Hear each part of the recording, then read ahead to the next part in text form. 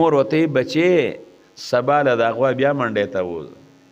دغه سړی به تاله واپس راځي خو دې تا نه د غوا نه علي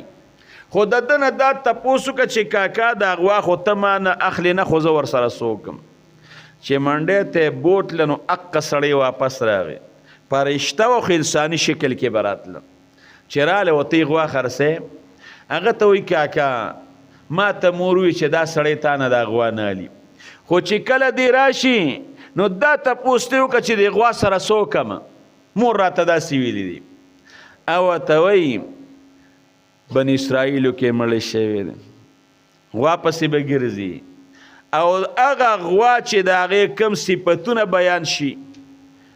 هغه صفتونه په دې غوا کې دي نو د دې یو حصه چې مړی پورې وجنګېږي نو هغه مړی به راجمدي کېږي نو دا غوا به هغوی له ورکې خو هغوی به تا نه دا اخلي